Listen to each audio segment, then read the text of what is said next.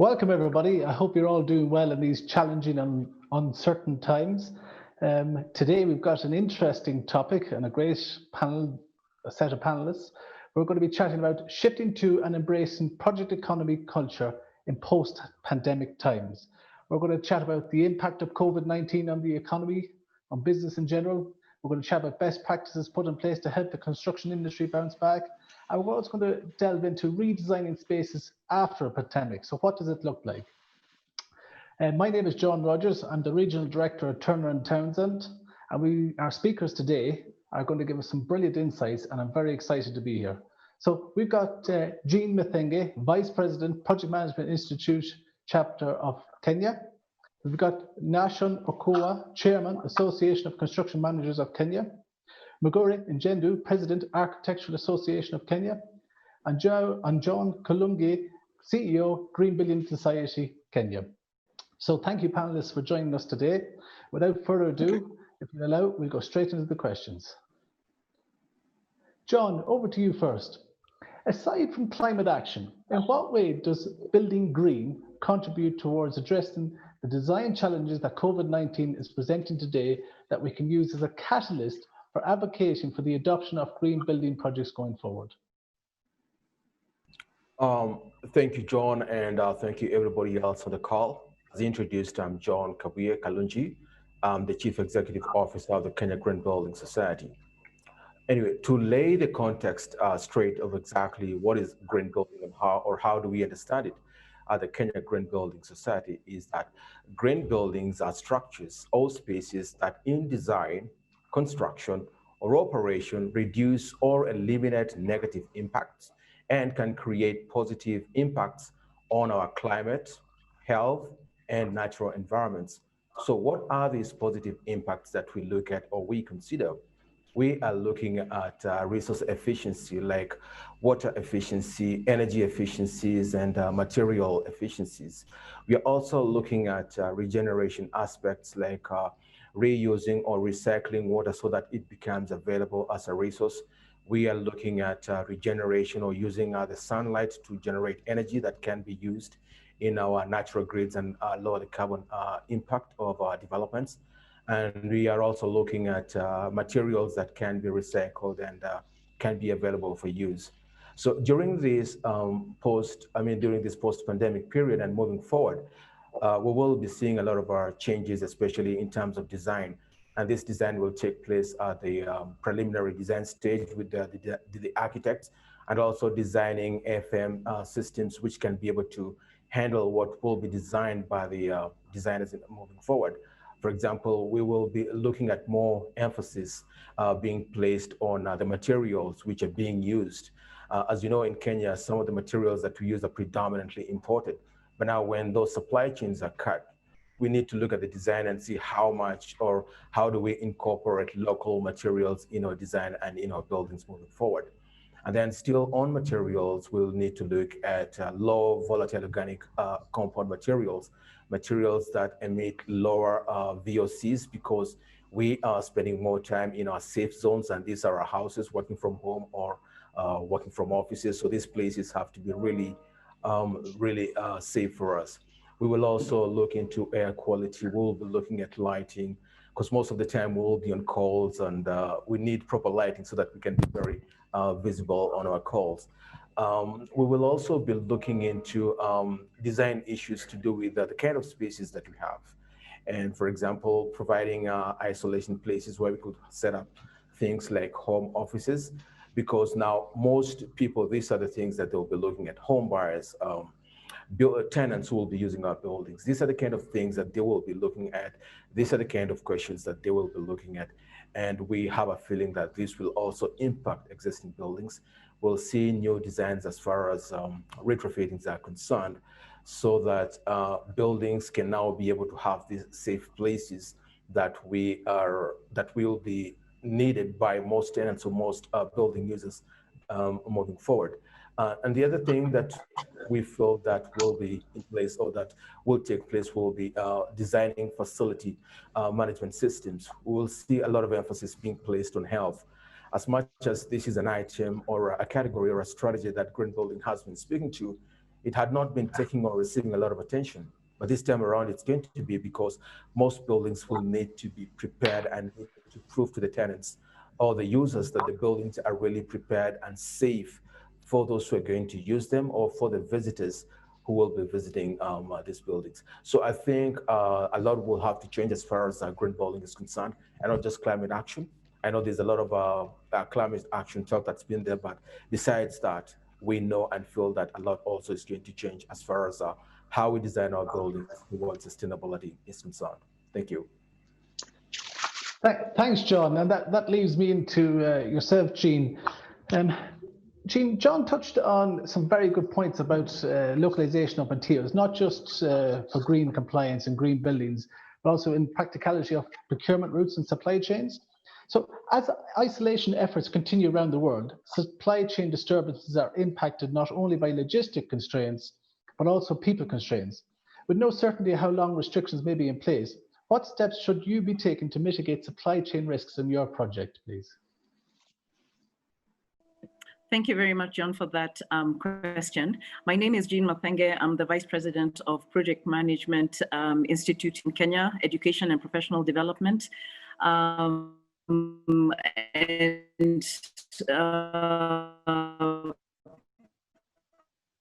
In response to that question of projects, in fact, going back to the topic of the discussion about project economy, the project economy is where we're finding a lot of the initiatives, or a lot of the structured initiatives that are happening now are being done in the form of projects. And having a structured way of doing it is really what's going to deliver the objectives and true value to the stakeholders.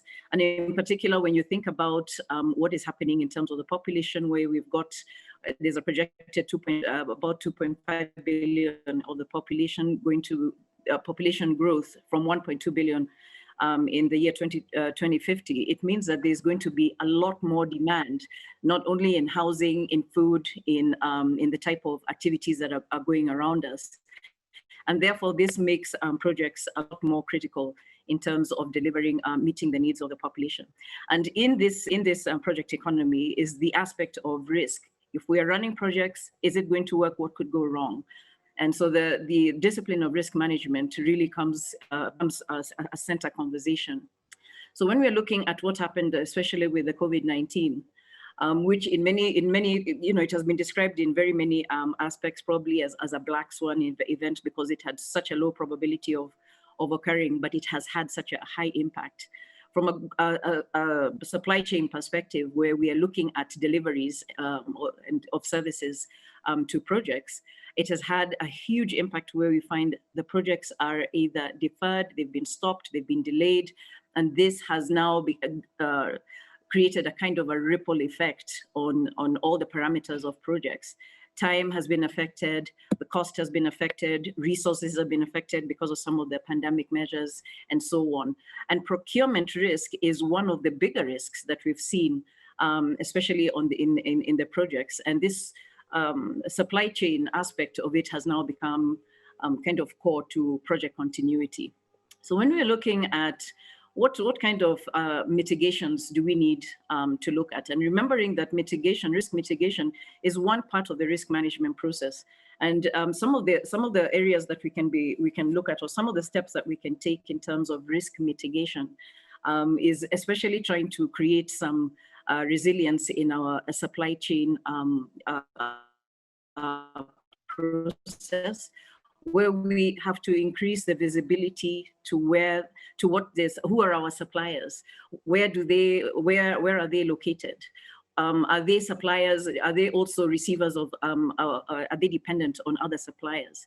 And the reason why we need to have this type of visibility is because then we can see what kind of vulnerabilities that they have. And be able to probably source for other options which are going to have less impact on the project. In terms of some of the agility that we're looking for, sometimes projects are a function of organizations, and the agility of an organization in terms of the kind of risk tolerance that they would like to adopt is very much it also affects the supply chain and procurement process in a project. So if you find that there's a low tolerance, you'll find that the agility is going to be less, and therefore they're not going to be able to respond as fast as you expect in terms of swinging, especially in this particular aspect of what the pandemic did, and they won't be as fast to make a change. Agile projects, being agile in a project supply chain kind of aspect means that as soon as this has gone down, we're able to look at other areas and explore other opportunities. And I'll give you an example. Because we've seen that the pandemic has had kind of cyclical swings and it has got different aspects, different effects on different economies and different countries, probably what has happened in North America and in Europe is not what we're seeing in Africa. In Africa, we're finding that there's a little bit of a less spike. And most likely, if we are losing our suppliers in the international arena, then can we look locally and kind of see, can we be able to meet our demand? In Kenya, we found that the localization aspect of procurement has worked out beautifully. A lot of the companies, especially in some of the women groups, like in Kitui, they started manufacturing masks and some of these supplies that were needed, especially on projects. And it created an abundance of almost 300,000 masks per day, just like that. And we probably had never even explored that kind of activity. When we're looking at localization, because we also started doing ventilation, ventilator machines, it means that actually if we focus more as projects from a supply chain perspective, that we can look at what is happening on the local perspective. That means we can probably do good in one aspect to get full dividend from the youth, because the youth, as an example, in Kenya, they're more than 70% of our population. And that means that we can be able to get them to work and we can be able to tap into their creativity in terms of some of the products that they're supplying. So instead of us going out and getting caught up in some of the dependencies and the complexities of the global supply chain, probably from a local perspective, we can do quite a lot. The other thing is that we can also map our own supply chain suppliers in Africa, look at it from a Pan-African perspective and see whether actually are we able to get suppliers in our Africa region that can be able to do what other people are doing. The other area is on collaboration with other stakeholders, not just insurance companies from a mitigation perspective, but also from a supplier perspective. If you have got some specific components that probably need to be manufactured and we've been hit by the bigger COVID in the international arena, then probably we can share that. Can we share that blueprint with our local suppliers and see whether they can be able to generate those particular parts? And as a result, you'll find that what we're doing is building local capacity and being able to do more than at probably a much competitive, affordable cost than before. In terms of us also looking at security and integrity of the supply chain, today you'll find that in a disruption or in an emergency, suddenly you'll find there's a proliferation of new vendors who suddenly come up, and these are fly-by-night vendors. So in terms of what do we need to do to make sure that the vendors are real? What kind of credentials do they have? Are they certified to do what they're supposed to do? And when we're making payments, are we making payments to real people, to real organizations, to real vendors? And so those are some of the things. Applying more due diligence to the supply chain and to the whole procurement process is completely important in that aspect. I think the other one is also and it links to agility, is very much the creativity part of supply chain. What kind of digital methods are we using so that we can simplify it, make it more efficient, and make it time efficient? So I think from a perspective of looking at risk, I think embedding it as a culture is necessary in our projects. Let's look at projects at risk management, not as an event, not something that starts off at the beginning of the project in the planning phase, and then we forget about it, we put it on the shelf. But really, risk management and the mitigation of some of these strategies means that we have to make it a work stream. And so it is running hand in hand with everything that is going on in the full project life cycle. So probably a lot of tools that we can add as well, John.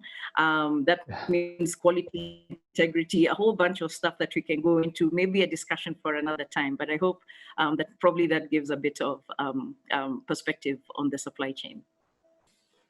Thanks, Jeane, and personally fully agree with your comments on localization of the supply chain and looking for some positives on the back of COVID-19. Localization of the supply chain is a must, not a nice to have, and we all need to focus on ensuring that it does happen.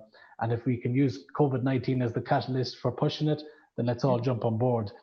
Right. Mugure, tell me, what about new design changes that will emphasize proper sanitation in high-touch places such as reception areas, toilets, front doors, etc.? And as designers, how will you ensure social distance and other compliances are made? So as you start to look at buildings going forward and even retrospectively, what have you seen in the market and what are you doing differently than you would have done 6 months ago? All right, thank you very much for that question, John. Maybe also just to start off with a bit of context on the Architectural Association of Kenya, which I am the president of. The association actually hosts built environment professionals across the board. So it's not just architects, but we have engineers, town planners, quantity surveyors, construction project managers, and environmental design consultants. So maybe I'll start off with how we've been affected by COVID-19 and then go into specifically how we're going to redesign our spaces. We initially did a study to our members looking at how they've been affected and how their projects have been affected.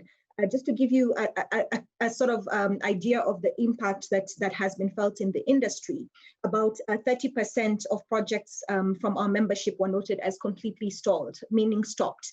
Another 63 of projects have gone into sort of a much slower sense of progress, moving along much slower. So we have actually, as an association, worked with the National Construction Authority to produce some guidelines as to how to manage your site during COVID-19. So this is just on the operational perspective of how to ensure businesses and developers and professionals who are on sites are able to continue working. And that includes everything from the densification of the sites to monitoring to tracking of persons who may have COVID-19. To answer your specific question, particularly on redesigning of spaces, John, I'd look at this at two scales particularly. I'd look at it at the building scale and then again at the urban scale, because we literally have to look at it at both scales in terms of this pandemic. There's a very strong connection between health and architecture.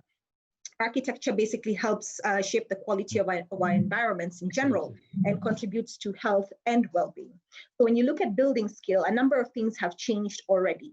From things in office spaces like increasing the size of desks or increasing the distance of spaces between desks, to looking at it to make it easier to adhere to the 6 feet rule, to other things like using even disposable paper placements for co-workers to put under their laptops, as simple gestures that will actually help in prevention of transmission. We've also seen other things like ensuring elevators are minimal in terms of how many people can be able to use elevators, zoning areas to make it easier to social distance. And this is just more on the office space side of things. There have been other measures put in place, particularly for more public zones, for example, restaurants, schools, things like including completely reducing the overall capacity of these spaces, and then having personalized and partitioned desks. We've seen across the world that schools that have reopened are actually having pretty much partitioned desks for students to ensure that there is prevention of transmission. In restaurants, we've seen some restaurants now moving into open kitchens. And this specifically is to give patrons a sense of trust and faith that their food is being handled in a safe way. We may also return talking about more retail, commercial spaces, talking about entertainment. We may return back to having open outdoor and open door theaters, cinemas and movies, outdoor spaces that are actually entertainment spaces. So from the building design scale, it's really a matter of healthy buildings.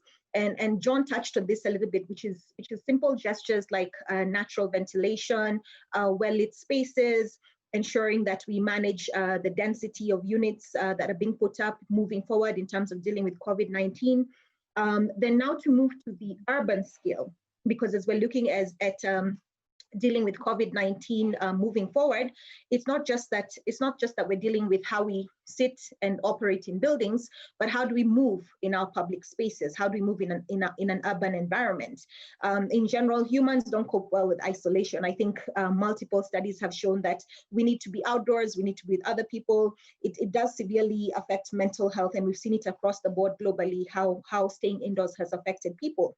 So restoring social spaces, I think, is going to be one of the things that we need to look at quite specifically as built environment professionals to ensure the mental health of cities in general and people in these spaces.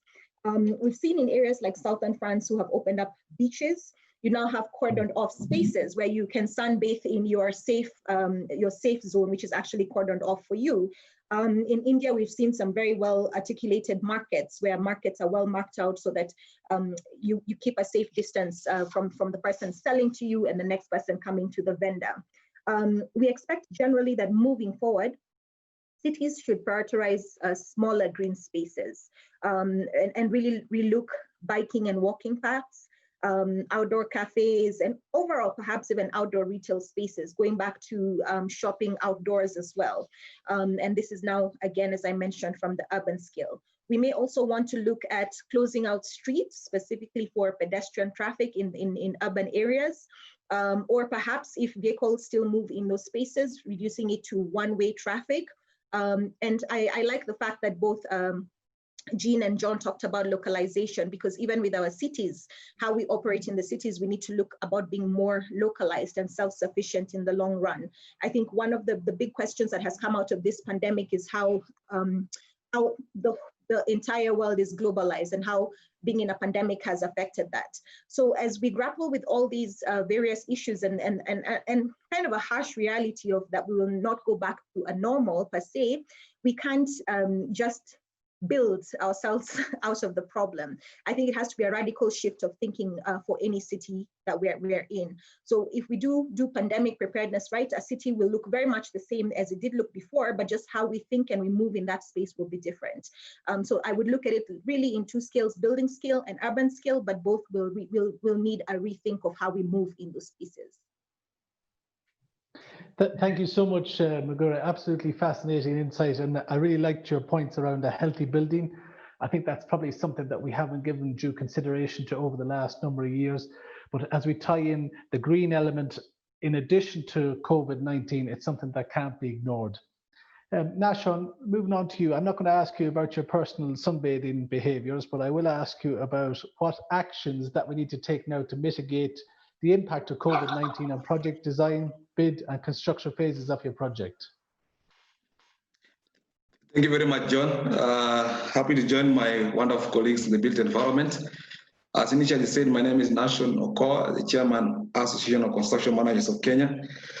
Well, the beauty of speaking last is sort of your former colleagues gives you insights on what you need to say. So I won't repeat much, but I think it's fair to say that COVID-19 has affected our built environment, just like our colleagues in the rest of jurisdictions of built environment around the world. And the President Mugure has highlighted some of the areas we need to look at. I think if I start with design, project design, we all agree that we operate in I would say a stubbornly fractured, conservative, highly fragmented industry or a sector. Construction industry has lagged a lot in terms of digital transformation. One thing that we have to do now as an industry is technology adoption. I don't think we have no choice. This is a catalyst that has to give us the impetus to drive into technology to the construction industry. We have realized that, yes, we have to work from home, and innovation ways of working from home and running projects, it's something that we have been lagging behind as an industry. And COVID-19 has given us the challenge that we have to get into technology adoption. This is one of the ways that we have to mitigate the impact of this virus for the future. So we must be innovative in how we're going to run our projects.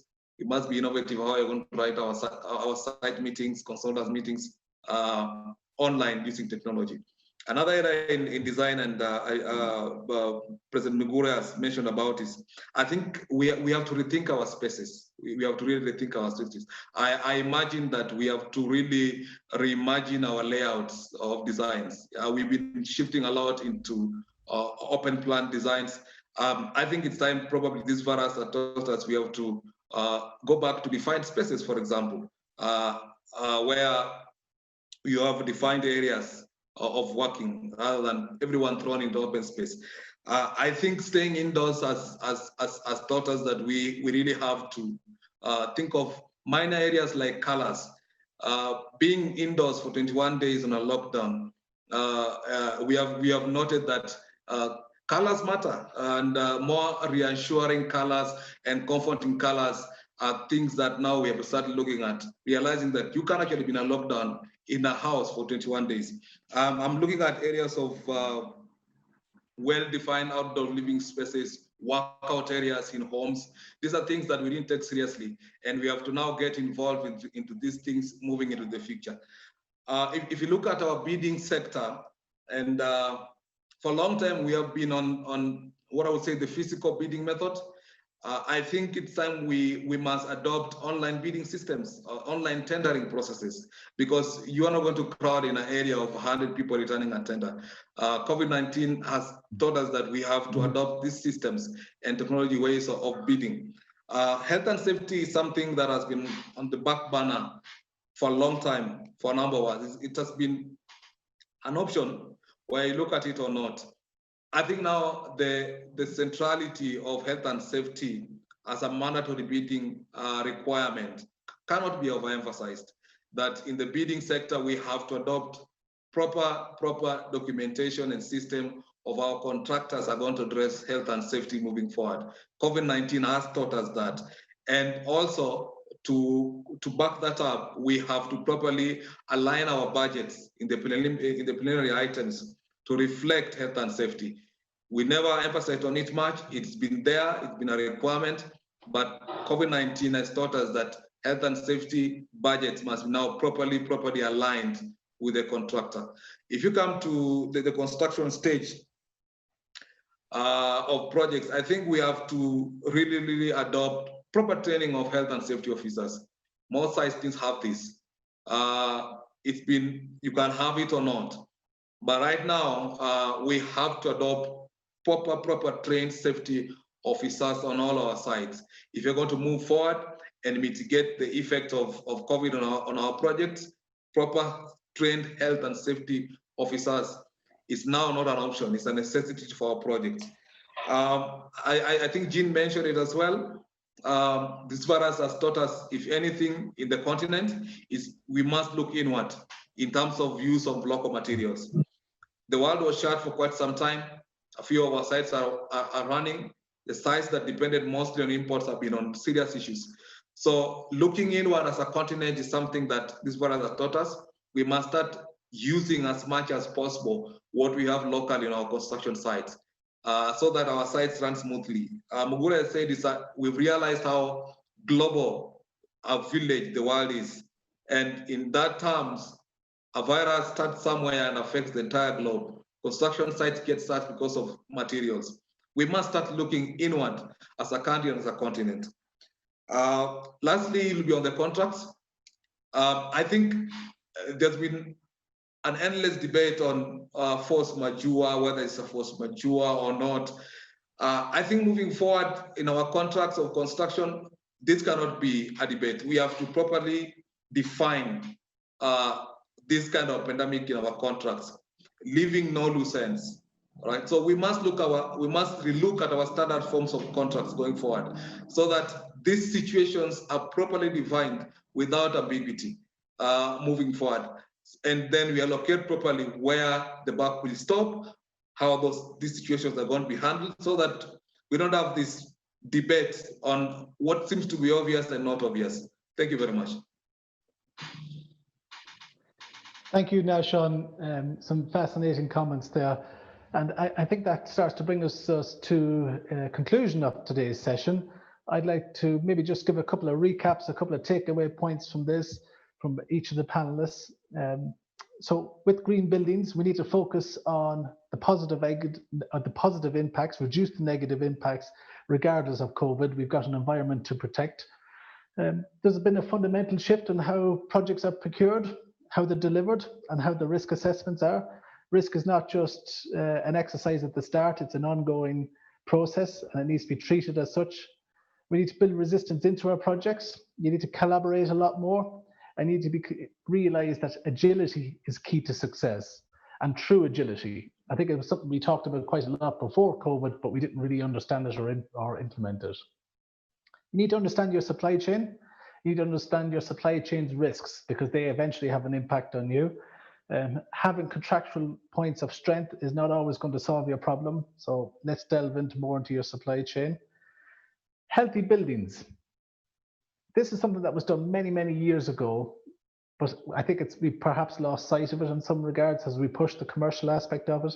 But as Nashon and the rest of the team picked up, and we're spending more time inside our buildings, and we're truly looking at our environment, our living space, our working space in a lot more detail and how it makes us feel.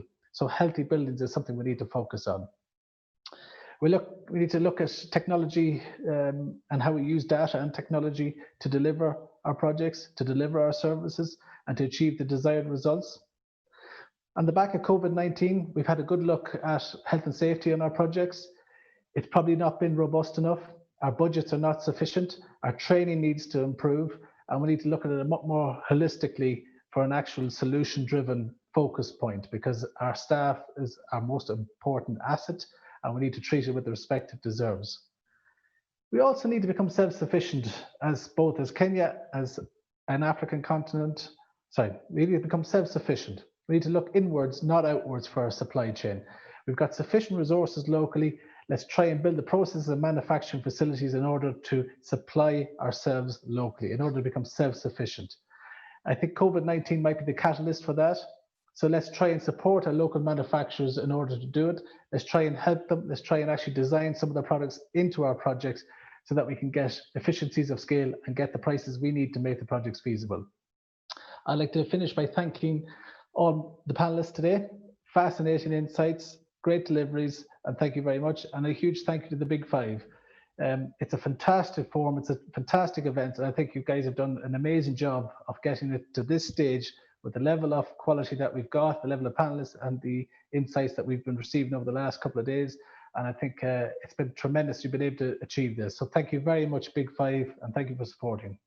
Goodbye.